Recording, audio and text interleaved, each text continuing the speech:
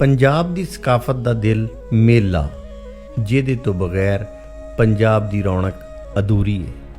ते आओ अज तुहानूं विखाने आ जिला साहिवाल, जिहदा पुराना नाम मिंट गुमरी है, उहदे एक कस्बे विच लगण वाला सब तो बड़ा मेला, मेला कमीर।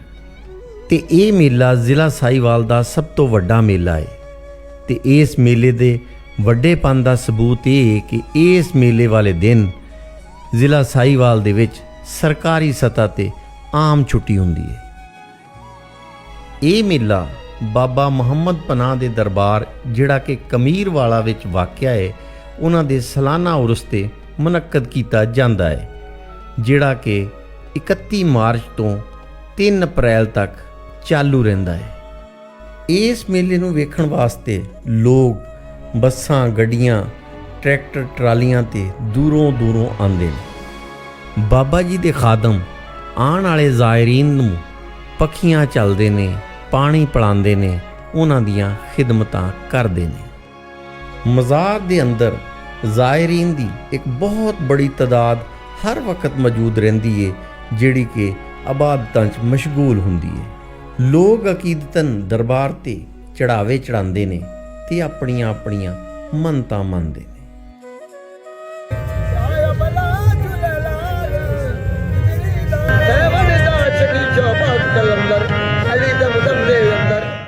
इस दफ़ा बाबा जी दे 210वें उर्स ते तकरीबन 30 लाख बंदियां दा 3 दिनां दे विच आउणा जाणा रहा।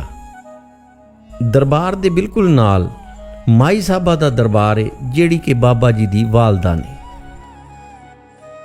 मेले दे 3 दिनां दे विच किसी भी नागहानी सूरत हाल तो निबड़न लई 1122 दे कैंप हमा वक्त मौजूद रहिंदे ने। ते आओ तुहानूं हुण इस मेले दे लगे हुए बाज़ारां दी सैर कराने आ। ते इस बाज़ार दे अंदर हत्थ नाल बने हुए परांदे, छाबे, पक्खियां ते हत्थ दियां बणियां होईयां गदोलियां मिलणगीਆਂ।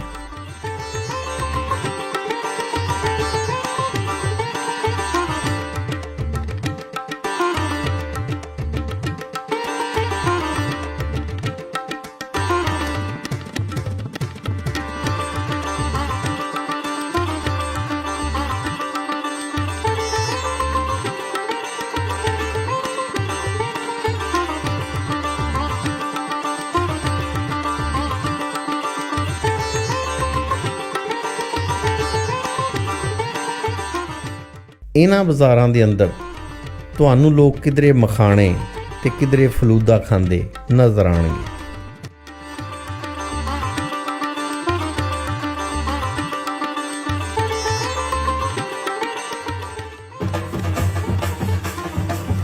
मेला मेलियां दा, यारां बेलियां दा, पैसे तेलियां दा। मेले च वजदे हुए ढोल ते धमाल ना पवे ते फिर मेला काहदा।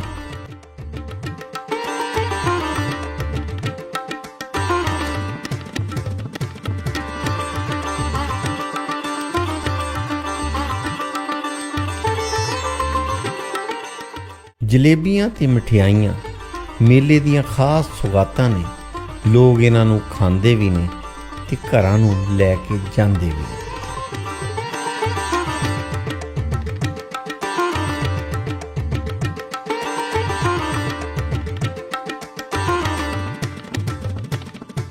इस मेले दी अहम सौगात तोश ने, जिहड़े कि इस मेले ते खास तौर ते बनाए जांदे।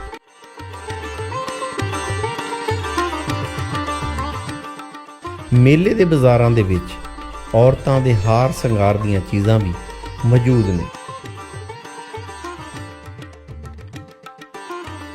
प्यो पुत्त आए वेखण मेला, प्यो नूं खर्चना पिया धेला, ताकि मेरा पुत्त ना जाए वेला।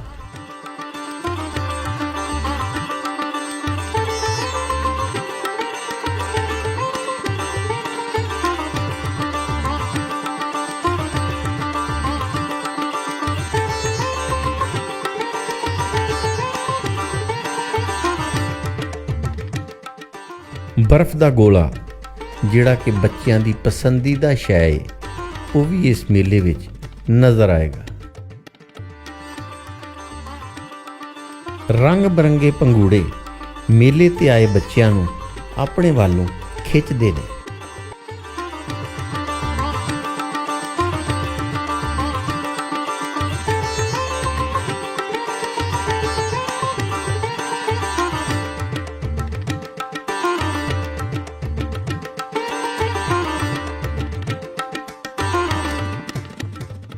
ਪਿੰਡਾਂ ਥਾਵਾਂ ਤੋਂ ਆਏ ਲੋਕਾਂ ਨੂੰ ਇਸ ਮੇਲੇ ਤੇ ਡੰਗਰਾਂ ਵਾਸਤੇ ਟੱਲ ਤੇ ਪੱਠੇ ਵੱਢਣ ਵਾਸਤੇ ਦਾਤੀਆਂ ਵੀ ਮਿਲ ਜਾਂਦੀਆਂ।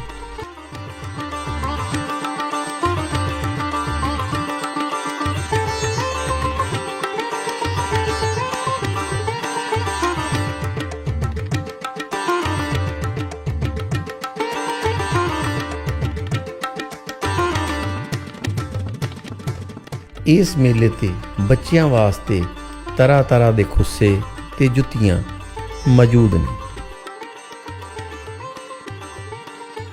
ਮੇਲੇ ਦੇ ਦਿਨਾਂ 'ਚ ਇਸ ਮੇਲੇ ਦੀ ਰੌਣਕ ਕਮੀਰ ਸ਼ਹਿਰ ਦੇ ਹਰ ਹਿੱਸੇ ਵਿੱਚ ਫੈਲੀ ਹੋਈ ਨਜ਼ਰ ਆਏਗੀ। ਇਸ ਮੇਲੇ ਤੇ ਆਏ ਹੋਏ ਜ਼ਾਇਰੀਨ ਵਾਸਤੇ ਲੰਗਰ ਦਾ ਖੁੱਲ੍ਹਾ ਡੁੱਲਾ ਇੰਤਜ਼ਾਮ ਕੀਤਾ ਜਾਂਦਾ ਹੈ।